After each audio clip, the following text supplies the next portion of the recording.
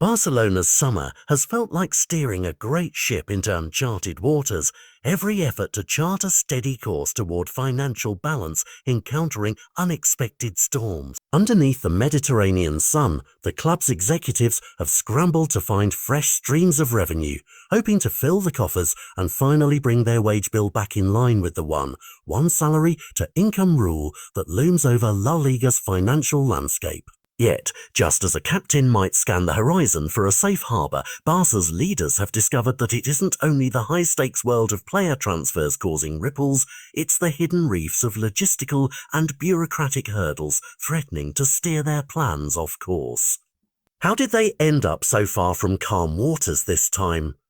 They're about to find out. Behind the scenes, the transfer market has been less a sleek, well-oiled machine and more a slow-motion ballet, with each deal trudging forward at a glacial pace. Negotiations that once seemed poised to finish in days have stretched into weeks, sometimes months, leaving critical signings in limbo. For a club accustomed to decisive moves and headline-grabbing arrivals, watching target after target slip through cracks has proved both frustrating and costly.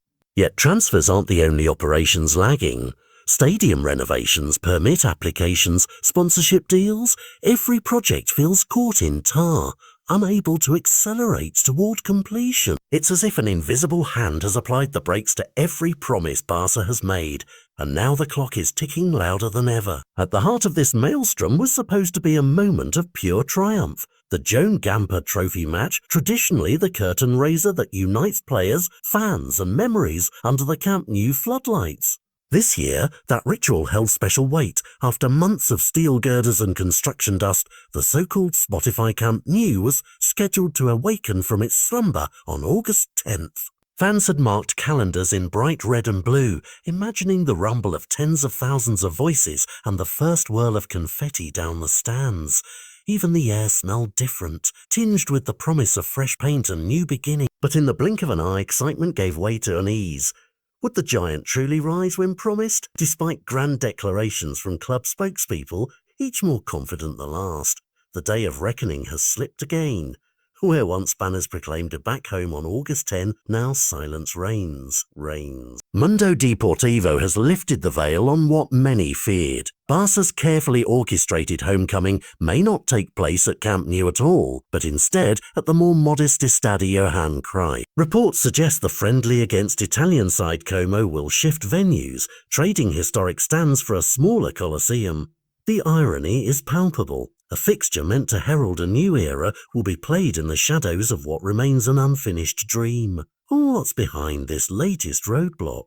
It all comes down to permissions. Early in the year, the Barcelona City Council granted a critical stamp of approval, the first legal green light to occupy the renovated space. Hearts soar. But the second to first occupancy permit, the key that unlocks doors to 30,000 waiting supporters, has not materialized.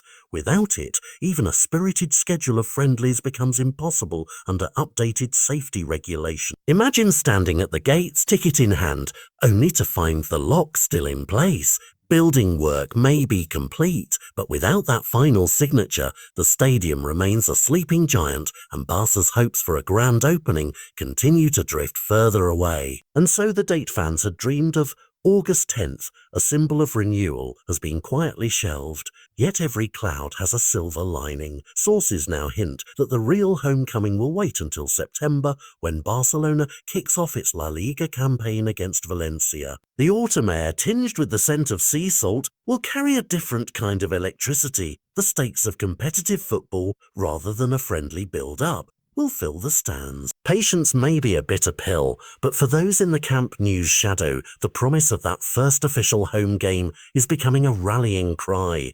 Will the club finally hit its stride with league points on the line and a fully certified stadium ready to roar? Only time will tell, but if hope was waning, a spark of excitement has just flickered into life. In a video release brimming with youthful energy, Barcelona unveiled Lamine Yamal as the latest torchbearer of the club's most sacred relic, the number 10 jersey once worn by Lionel Messi. To don that shirt is to wear the weight of legends, to feel the pulse of the crowd thump beneath your feet, to sense every expectation in every cheer. As Yamal slipped into the iconic blue and garnet stripes, the stadium's stone halls seemed to hum with possibility. Here was proof that even amid delays and frustrations, Barca's spirit remains unbroken. If nothing else, when the gates finally swing open, young Lamine's first steps onto the pitch will feel like a fresh heartbeat for the entire club. So, what lies ahead for Barcelona? A summer of hard lessons about bureaucracy and planning, yes, but also a coming autumn of potential triumph. Between now and that first whistle in September, there will be days of sweat, strategy, and perhaps further setbacks. Yet with every delay comes renewed determination, and with every postponement grows the collective yearning to witness this storied cathedral of football finally alive again. Will the Camp News lights blaze on cue, flooding the night with song and spectacle? And will Yamal's number 10 shine brighter under those lights than any before him? The stage is set, the players ready, and the world waits breath held for Barca's grand return.